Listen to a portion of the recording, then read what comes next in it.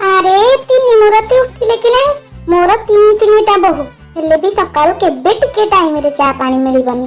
अरे उठिलो ना कौन करूछ जाए एक राक्षस तापर डहाणी तापर चिरगुणी तिनी जण जाक केही खाटू कम नुहे।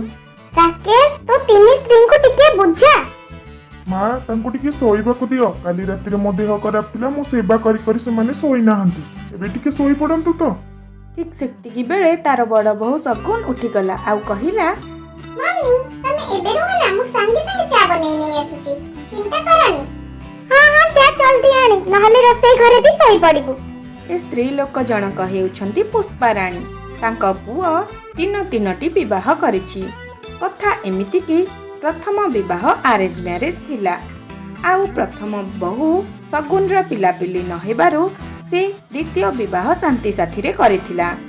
तृतीय झियो रानी बापा ठारू राकेशर बापा किछि पैसा उधार नेइथिले ताकू न सुझी पारिबारु तांका झियो साथी रे तांका पुअर विवाह कराई देइथिले। एमिति रे ही राकेशर तीनटी विवाह होइथिला। तिनी बहु एमिति रे तो निजर सौतुणी ही थिले किंतु तांका भितरे भौणी ठारू भी अधिक भल पाइबा आउ स्नेह संपर्क थिला। एमिति गोटिए दिन तमे जानिछ बेटी मो संग ना हनीमून रे स्विट्जरलैंड जाउची। ओहो सिटी जो ठंडा ठंडा पवन कितनी मजा न बसी तार हनीमून रे ना। अरे वाह स्विट्जरलैंड मोर भी बहुत इच्छा थिला हनीमून रे जीवा को कोठी की तो मते राकेश जी कुआड भी नेलेनी आ मते कोन नै कि जाइथिले जे मोर भी बहुत इच्छा थिला कनाडा की जम्मू कश्मीर जीवा पाई मते भी नै कि गलेनी।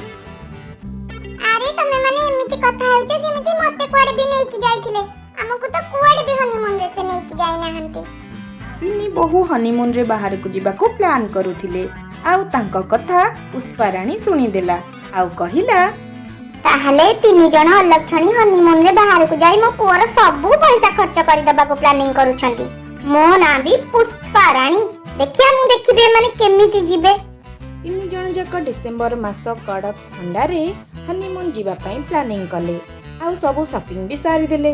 ठीक बाहरिला बेले मो पेट कोन हेइ जाउतिलो मा मु मरि जिबी राकेश मते टिके मेडिकल नै जा। मार देह खराब कथा सुनी राकेश संगे संगे हनीमून कैंसिल करदेला आउ तिनी बहुंकर हनीमून जीवार स्वप्न सेठी चकना चूर होई गला। आउ से डॉक्टर डाकी संगे संगे ता मार देखाशुना कला। ता पर दिन कानिला पुनी होटल रे बुक कैंसिल हो गला पुनी हम हनीमून जीवा स्वप्न चकना चूर होई गला। किछि नाही सगुना में परे चली जिबा। हनीमून जिबे हनीमून मु थिबा पर्यंत तमे केबे भी हनीमून जाई परिबनी। कोन पुष्पा सुनी के फ्लावर भाबिलो कि फायर हूँ मैं फायर पुष्पा रानी नाम है मेरा झुकूंगा नहीं साला। पुष्पाराणी रो सब कथा तार सान बहु सुनी नेला आउ से माने तीन जण मिसी गोटिए प्लानिंग कले।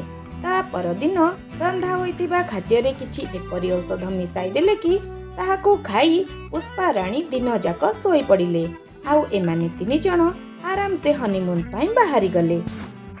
अरे माँ कुआडे गला ताकू न देखि कि मु केमिति जिबछे से सोई पड़चंदी खाइके ताका देह ठीक अछि चलो हमें जिबा।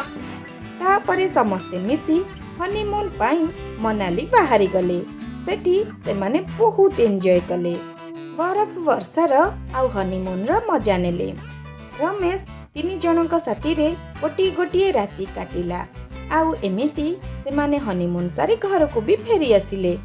पुष्पाराणी कबाट खोलिले तो देखिले तार तीन बहु हनीमून सारी घर को फेरी आसिछंती। यह देखि से सबु कथा आपे आपे बुझी गले आउ एही बळी भाबरे तीन बहुंकर हनीमून जीवार स्वप्न पूरा होई गला।